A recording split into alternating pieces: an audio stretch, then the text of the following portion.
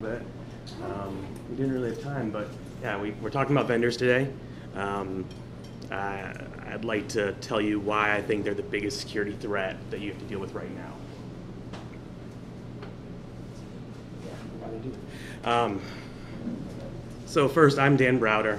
I am an information security director at a regional bank based out of Omaha. That's where I'm originally from. Oh yeah, cool. Curious to know which one. The one with the large building. So First National. Yeah, yeah. Okay, so I used to work for them. Okay, what'd you do there? We can talk about that. Okay, that's fine. But I've been in IT and security for about 20 years now, and vendor and third-party risk management has been a passion of mine for the past few years. And while there are a few different areas of third-party risk management you can get into financial risk and reputation risk. We're going to focus mostly on in the context of information security. So first, I want to talk about a bird. We had some birds that were nesting on my porch. Just a couple weekends ago, I was setting up for my daughter's graduation party. They set up a nest on my security camera. And that was a bad idea because I need to recharge that security camera. It's a battery operated thing. And I just didn't want it on my porch. They were making a mess. So I needed to deal with it. Got a ladder out, went up and looked at top of the nest. There were no eggs. There were no little birdies in there. So I thought, okay, we can get rid of this. Take the nest down, clean up everything, good to go. I figured they'll move on. So the next day they come back and they're still building another nest in the same spot. And I'm thinking, this is a bad idea. I try to reason with them. I tell them, hey, go somewhere else, go move to a tree or something. We got a nice tree out in the yard. You'll be happier there. That's where birds should be. You shouldn't be on top of my security camera. So I knocked down this little nest they're building again. And they're just really upset about it. They keep coming back with some straw and some dirt inside their beak. So I'm thinking, this is bad. I end up taking down the security camera. So there's nothing for them to nest on anymore. They're flying back and forth, just outraged. They don't know what's going on, and they're just wondering, why is this gone? Why can't we nest here? Why are you doing this to us? And I shoo them away. Finally, they end up leaving, and I figure they're going to go make a nest in the tree where they should be, and everyone will be happy. So I was out of town. I was in Indianapolis at Circle City Con, and there were some bad storms coming through Omaha. And my daughter sent me a photo, and it was our tree. And it got broken down, and I thought, I'm terrible. I'm a terrible bird guardian here. I told them to go move into the tree, and now the tree got knocked down. And I'm thinking, what have I done? So in the end, the birds were smart. A week later, talking to the neighbor, and they say, oh, you have some birds nesting up there. And I look, and they're on top of my gutter under an eave. I'm like, well, that's a fine place. It doesn't bother me. It's secure. So the birds knew what they were doing. Shouldn't listen to me. I had bad advice for me. So anyway, I'm telling this story about a nest and birds. And the point I'm trying to make is that you can have an amazing nest, but if you're fundamentally flawed in what you do to build it and the support you put underneath it, then everything is put at risk. So on your network, I know all of you have brilliant employees that would never ever click on a phishing link. And you have impenetrable external controls. No attacker is going to break in under any circumstances. You have such a pristine environment that everything is monitored, tracked, and managed. You know every device on your network, right? but I don't know how that helps when you send all your most sensitive information to Tito's law firm. Now, I was just searching the internet for shady lawyer pictures, and Tito came up. I really don't know if it's warranted, and I don't want to pick on Tito. I mean, we can trust him, right? Says we can trust him, and his dogs trust him. So he's got to be a good guy. And I wish Tito nothing but the best. But it also says he's a personal injury lawyer. Probably doesn't work for your company. But we're just going to say now that maybe Tito has been working for us for 20 years. And 20 years ago, he kept all his files in a nice file-proof cabinet and paper. Everything was good. He was in his office. He'd locked his door. But Tito's not stuck in the past. Tito has gone digital. And he has an assistant now who built him a website. And Tito even uploads customer his cases to that website so his clients can have access to them. And that's great. And it's all built on an unsecured Amazon S3 box that's wide open. Oh, it's a 30 bucket. So lawyers are the worst at this sort of stuff. They have tons of information and they know nothing about security. So they're just issue like that. But you know, it's fine, right? This is just normal day-to-day business. This is what we expect. Last week there was a report, and it was saying that China had stolen sensitive data related to naval warfare from the computers of a Navy contractor. And you know, but it says officials said the data gleaned by China was unclassified. All right, unclassified. That's not important. I originally had more examples and reports on here, but you guys know this. You know that people are being breached every day. You see this all the time. Point of sale systems, HVAC controllers, payroll processors, web hosts. There's nothing new here. This is all normal.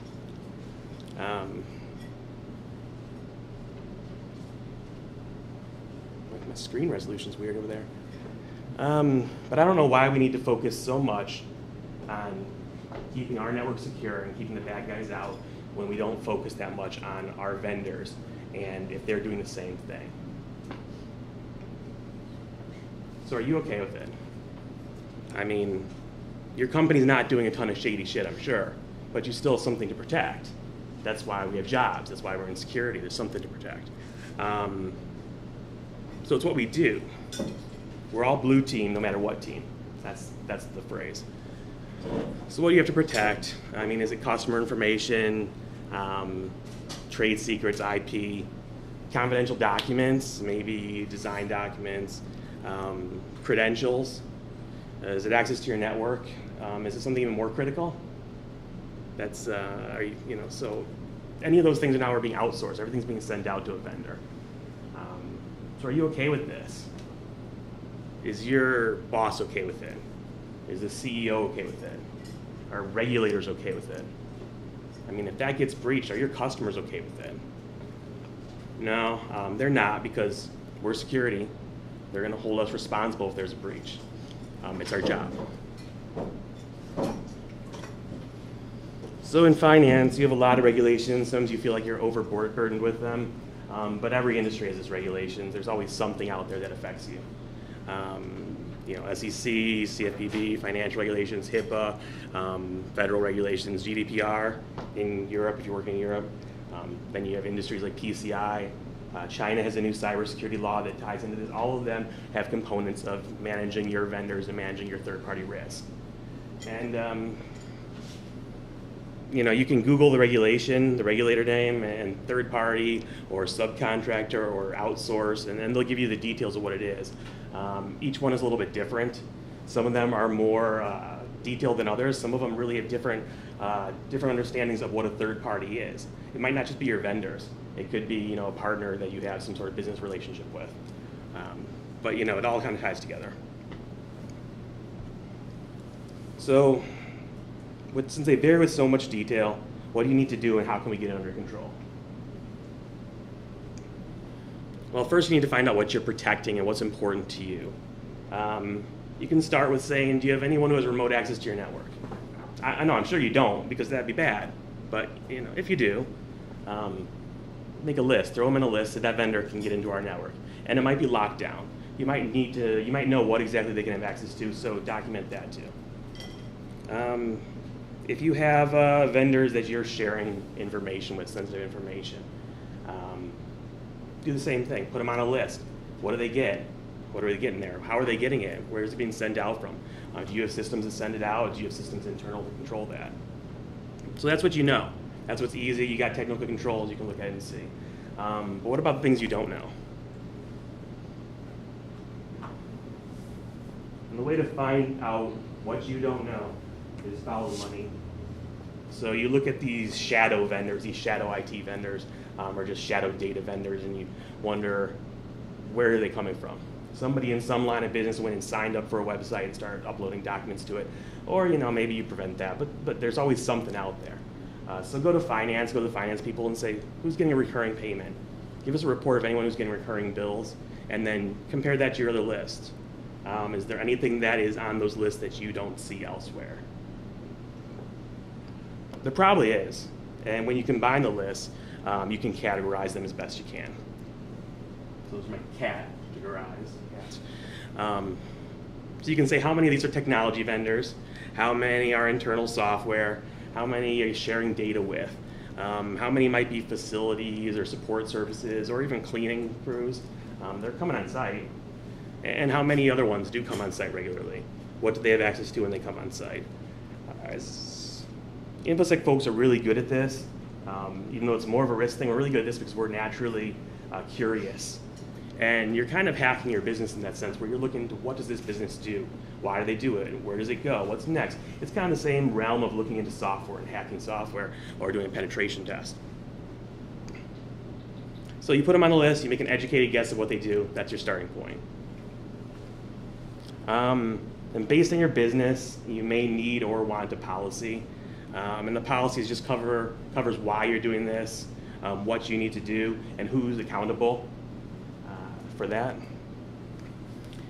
And unless you are specifically tasked with getting vendors under control, which you might be, it's becoming more popular and more of a threat, you're going to need buy-in. And you'll need buy-in from leadership to say this is something we need to do. You need buy-in from the business to say, because you're going to be harassing their vendors basically, people they work with and their support services. And you need their buy-in to say, okay, yeah, this is important. So it's a lot of discussions going back and forth and figuring that out. Now, in my organization, we already had something in place for this, but I've always felt I didn't do enough. So I've been pushing for years and years to do more and more. And I've written and rewritten our policy a number of times, and it's just constantly evolving. It's like any aspect of security, there's always something new you can do after you find out what you're doing. What's next? If this is your first foray into third-party risk, you should move slowly and do what you can. You might have 1,000 vendors or 10,000 vendors. You can't review all of them. You have to use those categorizations to figure out what the highest risk is and go from there. But what exactly do you do? And that comes into the procedures. So we're basically going to be auditing our vendors, and some of them are going to be fine with this. Some of them have a compliance packet they'll give you with questionnaires filled out and all their certifications, regulations that they went through. Those vendors are unicorns.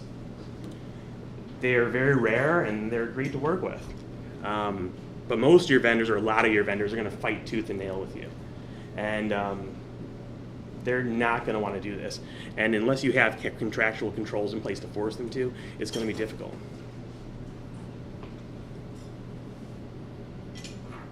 So with a lot of lawyers, what's on paper is all that matters to them. My boss is a lawyer. I work with lawyers on a legal team. Person who heads up our risk area is a lawyer. Any of this stuff. And I am in a room with like 4 lawyers, and I'm IT background. It drives me nuts because all they care about is the wording of this and the wording of that. But when that comes to your vendors, that's kind of important. So hopefully your contracts have language in them holding your vendors accountable. They need to be held to the same security standards that you expect of your organization. And even if you have in there that they need to meet best security practices, just something that you can use to leverage the situation. You'd likely have a right to audit, and that goes into the questionnaires, and you can say, well, I have a right to audit you in my contract. And some of these things you can put in there up front when you set up this contract. And sometimes when they revise the contract, you have to put it in there. You also want any breaches. If there's any vendor breach, that they have your information or their systems are breached, you want to be notified of that. And you want to be notified right away from them, not from your customers. You don't want them to notify your customers. You guys got to figure it out. So work with your business folks and legal teams. It's not fun, but they're the ones who handle this. And if a vendor doesn't have this information in their contract, the next time it's up for renewal, review, get it in there. If the business or the vendor brushes you off because it's not in a contract and they say, we don't have to do that, then you put the vendor on another list, and that's a list for replacement. So this is where you might be saying, I don't have that power. I don't have the sway to tell somebody in the company that you can't sign that contract. That's fine. You just need to find the person who does. So you talk to them about the risks, and where the data lies. And you don't need to be, you don't need to scare them. It's realistic. We're not an immediate threat, hopefully. Hopefully you're not doing this in the middle of a breach. You're just talking about potential risk, and everything in business is risk. So we're just trying to figure out what that risk is and how to quantify it. So you tell them what will happen when something goes wrong. So this vendor has all this information and it gets out there. What's going to happen to the business? You write all that out and you have whoever's a stakeholder here sign a document saying they accept that risk on behalf of the business. And when they do, that goes to the appropriate people. And when something happens, their name's on the line. You don't want that to fall back on you in security saying this vendor was breached. It used to come back and say, I know they were risky and business signed this acceptance. So now we've gone through and we kind of have a policy in place that says we're going to audit the security and soundness of our vendors. We have good procedures to do this, or at least a start of something. So we're going to dig up some dirt. And all of you right now are auditors, which I'm sure you wanted to be. So we're going to look at those lists of vendors and we're going to start breaking them out by risk. So who causes the biggest heartburn? You start with those vendors, the worst of the worst, and you add any that have a breach or a change in information. You say, what do they do for us? What type of information do they get? Are they an ASP? Who hosts that information? Where does it go? And you get whatever you can from the business, and then you just follow up with what you can from your own research. We're going to use that information to determine what to ask the vendor. So the first and most painful thing for a vendor and for you is a questionnaire. The questionnaire can be used in general security controls. Just every detail that you think you should be doing or that vendor should be doing is in your questionnaire. You can create your own. You can ask, do you have firewall? Do you have antivirus? Do you allow USB access? But that's going to get old really quick. We need something easier to do this. So there are a handful of questionnaires out there. First one, I put some up here. I don't like to put a lot in the slides, but I did put a sharedassessment.org. They do the shared assessment SIG. It is a super long questionnaire, and it's huge in the fact that it is up to like 1,600 questions. I send that to vendors, all of them sometimes, depending on the scope of the vendor, and they come back and say, we've never seen anything like this. Okay, great. You can tailor that down. You can scope it down to like 100 or less, depending on what you need. And it is a standard. It costs quite a bit. I think it starts like $7,000 for a license, and it's just an Excel file. You're paying for the information. You can also join their group as a member, and you get access to those things and some training and certifications. Cloud Security Alliance is also a large questionnaire. It's really useful for cloud service providers if they're giving you that sort of information. A lot of them pre-populate this and actually publish it online. So you don't even have to ask them, you can just kind of get it right up front. If you don't, it's a free questionnaire you can download from their website and you can send it to your vendors, but it is focused around whether they're providing some sort of cloud services. Vendor Security Alliance is a more generic one. It's a lot simpler and shorter, and it's also free, but it covers the basics if you're getting started. And then for hacker types, GitHub or Google has a questionnaire framework that they published on GitHub, and they open sourced it. So it has some security questionnaires built in JSON. Within the actual framework, you can download and you can load up on your server. You can load up client side and just kind of build your own questionnaires based on that. If you have a GRC tool for audit, like governance, risk compliance, a lot of them have third-party questionnaires in there. Some of them don't focus on security. Some of them focus on, reputation risk, location risk, financial risk, and they're not asking deep security questions of what the vendor does. But if they do, great, you can use that. And I just be cautious with any of these to make sure that what you're using is relatively recent. The shared assessments, they used to be a different organization called BITS, and they published a free questionnaire. I forgot, I think it was years and years ago, and some people still use it. I think it's from like 2007. You'll still get that questionnaire, and a lot has changed since then. A lot has changed in 10 years in technology and security. So make sure nothing you're using is like 5 years old. So we get the questionnaire back, And that's a struggle in and of itself, because the vendor doesn't want to respond, or they respond incorrectly. But we'll say they have a security policy and an incident response plan. That's great. So you can ask for them. You can ask for their policies. You'd be surprised how many vendors will just give you everything, and that's great. I got a vendor last week, and they gave me screenshots of their Windows Defender. They gave me screenshots of a Docker container's CPU and RAM utilization. I don't know why they gave me these things. I didn't ask for them. I thought, that's interesting. It has nothing to do with my security evaluation, but they gave it to me. They didn't give me anything I did ask for. That was the problem. But all you're doing here is you want to see these policies. If they don't give you a policy, because a lot of people consider that sensitive, they won't give it out. Maybe they'll give you a table of contents, or they will let you see it over WebEx. You don't need to get into the details of what the policy says. You're just trying to make sure that they actually have something that's mature, and it's not just a one-page security document they put together in 2005 and they're still using, which I've seen. So we have a policy, but we built it 10 years ago, and it's 2 pages, and nobody even pays attention to it. So that gets into the maturity of their program. So you know that they have some security program in place. You know they have the appropriate people and doing some of these things. But the thing is, policies don't protect you, and questionnaire responses won't protect you, because all of these are created by the vendor. And they can say all the right things, and they can give you all the right answers, but in practice they're doing everything wrong. We've seen that with some offshoring vendors. They'll give you this information, and all these policies look great, and then if somebody would go on site in India, it looks like they set up shop yesterday, and they don't know what's going on. So you just take these as bits of information, and they need to make you more comfortable with what the vendor's doing. That's all it is right now, just information pieces together. So we want to look for something that's outside validation of the vendor. And that gets into their certifications and some other things here.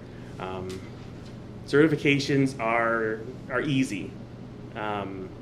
Are they ISO 27001 certified?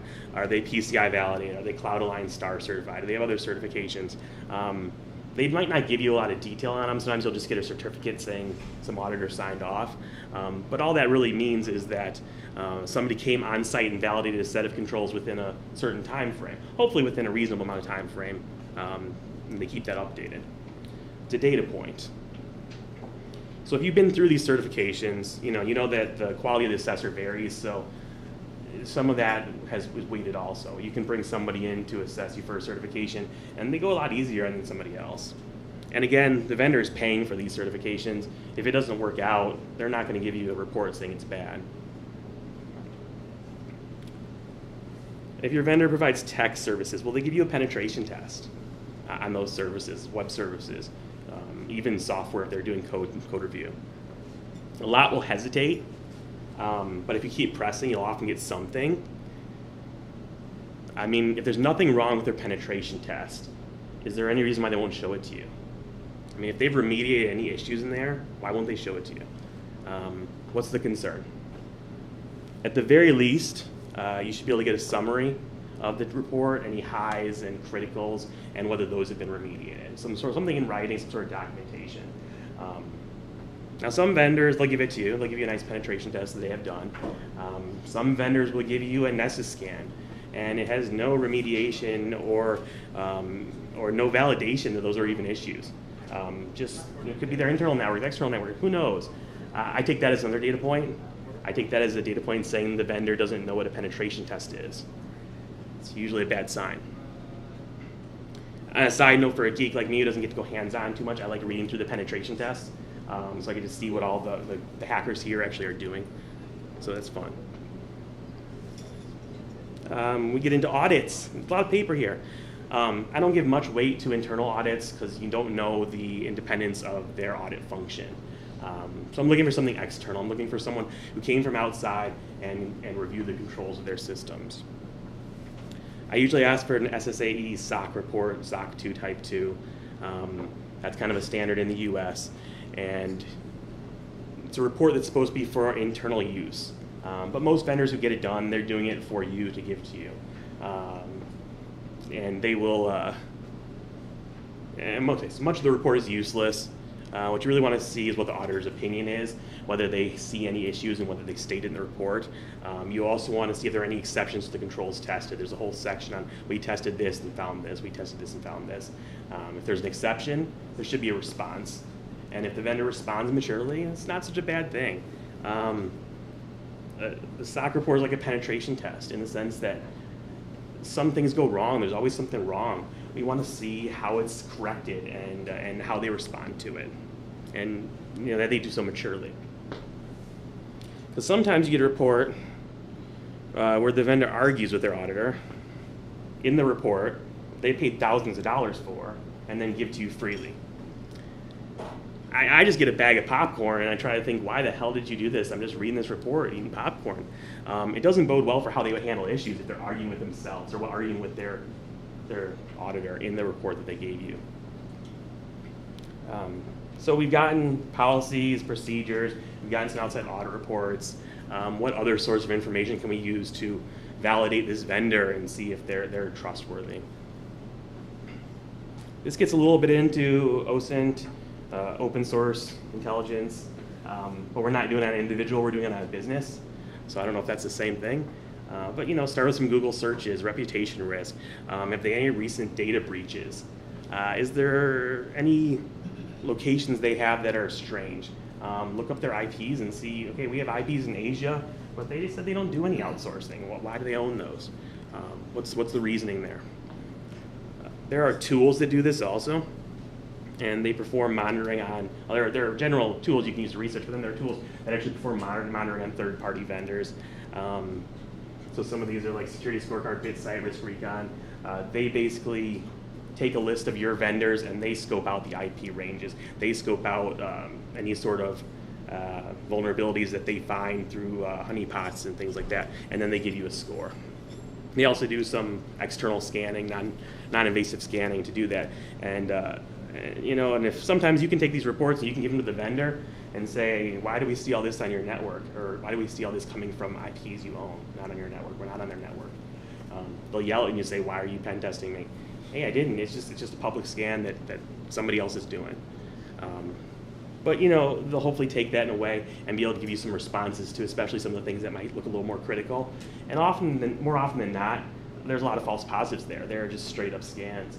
And but you can still use it as a piece of information. Again, so if most of your vendors are like at a B rating or 80%, and then you come across one that's a D and they're like 40%, there's something there. There's something odd. And it might be something as small as they have operations in multiple countries. One of their countries down in Brazil, they're really terrible. But their US operations are completely separate. Sure, the overarching organization owns all those addresses, but your data in the US data center isn't at risk, and hopefully they can document that for you. So let's see if I remember this slide. I was looking over the description of the talk, and I put something there about future state, and I realized it wasn't in the talk, so I threw this in here today. But I do have a lot of notes. We talked about those last vendors, and they kind of do continuous monitoring. So most vendor assessments you're doing when you first onboard a vendor, that's probably the standard that everyone does a little bit of. And then you should be doing them regularly based on risk. Whether it's annually, whether it's every couple of years, it depends on the risk of your organization, the risk tolerance. But continuous monitoring is where it's going. So with these vendors and other organizations that are working on continuous monitoring, ideally you'll get to a point where there's a breach of this vendor or there is some sort of change, you'll get an alert immediately. And when your third parties have issues, that will all come down into a data feed. And I know we love data feeds because we get so many data feeds in security, but it could be useful. If there's a vendor, what if you're a vendor, so you're on the vendor side, and a client asks to put a box on your network to monitor the security of your network and report back to them? There is a vendor out there that is doing this, pushing this and selling it, that you can use. It's kind of cool, it's kind of scary.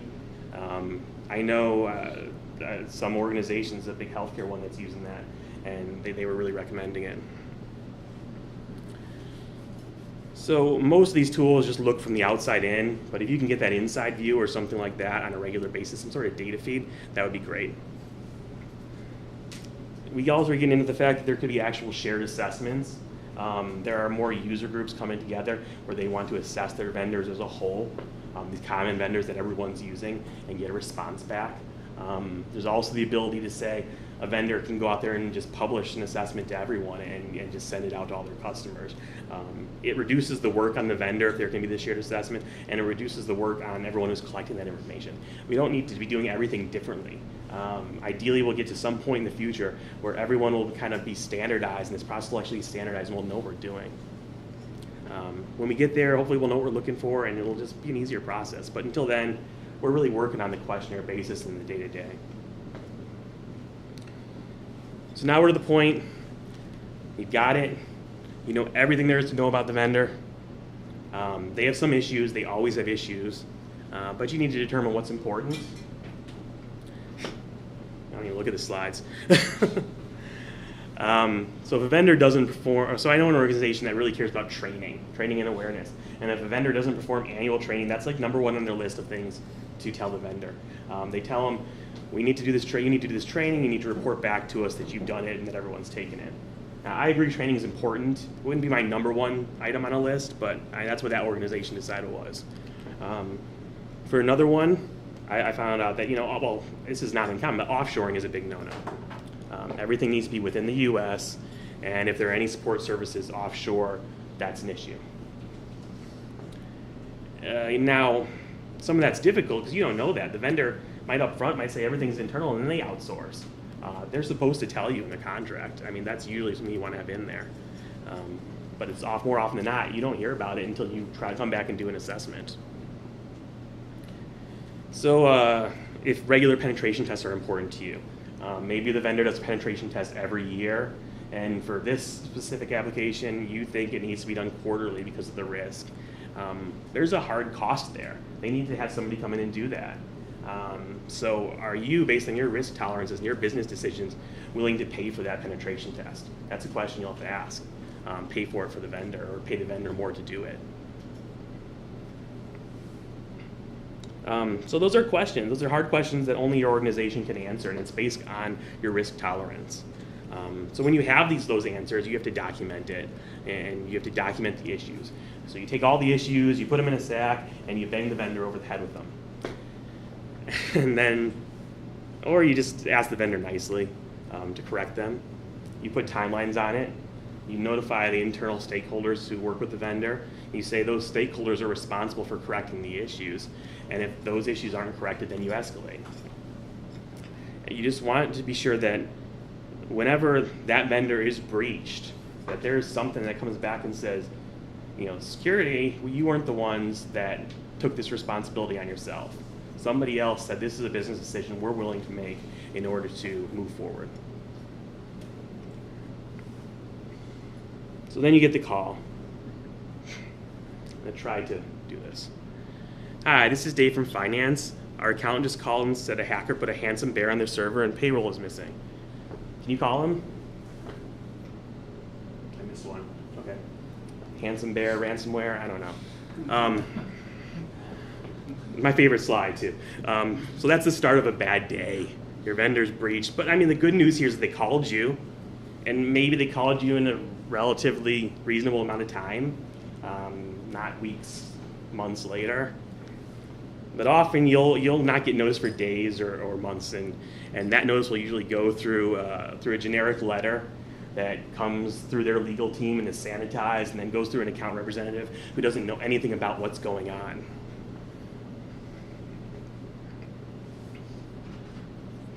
So we have to deal with it. We have to deal with these issues. So some of the examples that I have here are, I mentioned the unsecured AWS bucket, S3 bucket at the beginning is just kind of a joke with Tito's law firm. That actually came up with someone I was talking to at one of their vendors. It was a mom and pop shop, and Pop did all the business work and worked with customers, and Mom did the technology work. And she somehow got to the point where she was, creating an S3 bucket and putting all the information in it.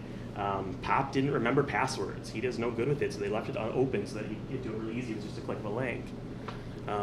That was found, and that really, it exposed that company based on that. How about a law firm And law firms are terrible. I mentioned that they're the worst. But there are law firm ASPs, legal ASPs that provide services to law firms, so they don't have to keep everything on their network.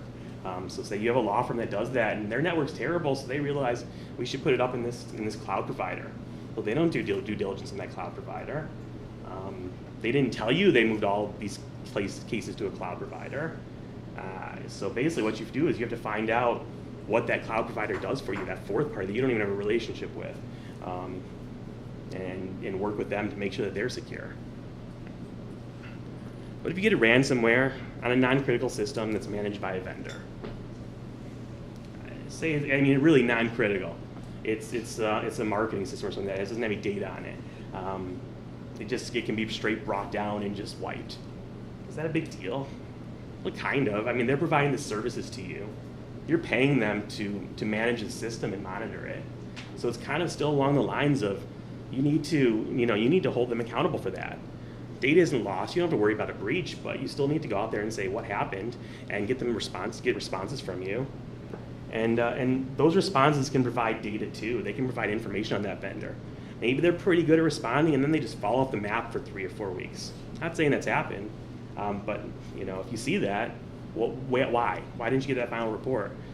So you harass them, and you finally find out the guy who was doing it went out for knee surgery, and there was no one else that knew how to manage these systems.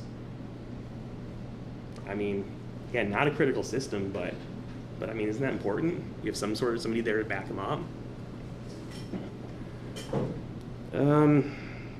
So you get a vendor gets malware. They send out a notice to their customers saying, we have an outage due to malware. That's good. They told you it's an outage. It's active right now. But you hear malware, you're thinking, well, what happened to my data? Did it get exfiltrated? Did something go out? And you harass them. They say they'll provide updates every 4 to 6 hours. Now, I know when you're doing this, when you actually have an incident, that seems kind of reasonable. But when you got customers counting on you and you're telling them stuff, you're scaring the crap out of them. You need to know what the heck you're doing and actually provide proper communications back and forth. So there was an extremely large firm who had a breach and gave vague assurances that none of my data was at risk. This is where they're the big fry, you're the small fry, and they're not going to really do anything for you. But when you send them a certified letter from your legal team and you contact their CISO, or you send it to their CISO, and you just keep going up the chain until you get some sort of response, maybe you can get a phone call. So you get a sanitized letter saying, okay, this is just what happened on a very basic thing. It's gone through legal. You get the CISO on the phone or somebody that's responsible. They can actually give you the details. They can go through it and say, this is why you're not at risk. The attackers targeted these 5 other organizations specifically. You could have something where it's like a technology vendor that you just signed up. You went through all your due diligence, everything looked great, and then they get breached. They're in the news like the day afterwards. And you're thinking, what happened? What did we miss? You dig into it, and it's just, it's their marketing system. They didn't even put that in scope of the product service that they were giving you. It's just where they send out their spam from. So your email addresses were in there, but nothing more than that. It's not really a risk. But you just, when you hear that company in the news, and you're like, you've been breached, and I just signed a contract with you, that's just not a good place to be in. And I'm not using names on any of these, but I'll call it Equifax. We all know what happened with Equifax. And some places that use Equifax, and everyone uses Equifax in some way that does some sort of finance, they put notices on their website saying, Equifax was breached, contact us, or contact them directly through this website, which had, that website was flawed, and that website was breached, and it was just a mess. But they were kind of a shield. They were big enough where they're a shield for all these little companies that were using them. Equifax was taking the blame. But you can't count on that. Some vendors are going to be your shield, and some vendors you're going to be the shield for them. And as mentioned this morning, and I try not to mention the presentation, but Target was one who started all this. They're doing great now, but they were the shield for their little HVAC vendor that got breached. So you have to make an example of the vendor when you have something like this. And to do that, I assume your incident response plan considers a third-party breach in the plan. If it doesn't, you should be working on that. So activate your plan, notify your internal stakeholders, and then notify the vendor that you activate an incident response plan and you expect responses. You hold their feet to the fire. We talked about asking or speaking to the CISO. Now, if this isn't a happening breach in real time that's going on, that might not be possible. They're responding to the breach. They're having to deal with it. But a lot of times you don't get these till weeks or months later. At that point, everything should be figured out and should be researched, and you want to get that communication. So you harass them as much as you can. You're paying for a service and they just failed at providing that service. So there's no being nice here. You should demand answers. You can withhold payment. You just do what's necessary to find out what happened. And in many instances, this could be a material breach of contract. So make sure to ask Tito. He'll let you know. Finally, after you've beaten them up and you decide to dump them or ensure that they fix the issues, you need to do one or the other, dump them or ensure they fix the issues. But sometimes you might even have to help them fix it, depending on the size of this vendor. I like to say those vendors we don't need, but everyone's got a purpose. So it comes down to the risk tolerance of your organization that we talked about and how well that vendor handled the breach. So breaches happen. They're going to happen everywhere. Everything we're doing here is to limit the impact and liability to you and the organization and ensure it's handled in a professional manner. So when you're done, you're going to notice there are glaring holes in your process. They need to be fixed. So maybe your incident response plan really didn't accommodate a vendor who was only going to provide information every 4 to 6 hours. Or maybe you need more controls in your contract. Maybe you need insurance coverage for this type of event, or stricter reviews of vendors. And you might just need to get new vendors. And there are always lessons to be learned, and if there's not, then you probably missed something. So through all that, you still work here? I guess that's great. You weathered a storm of a vendor breach. You got your executives on board, and you have a strong third-party risk management program now, and they even hired a whole team to work with you. Isn't that great? You control the purse strings of the organization, and the whole company knows the importance of coming to you when there's something, before there's a contract being signed. So you're the hero. That's what we like to think, and hopefully that's the case. That's the way it goes, because you don't want to be the one who catches blame when something goes wrong. So that's pretty much it for me. I'd like to thank you guys for coming. Thank BSides. This is my first talk I've done in public. But if there's any questions, happy to take them. Otherwise, I'm going to get you out of here a little bit earlier, or on time-ish. All right, thank you. Go get some ice cream.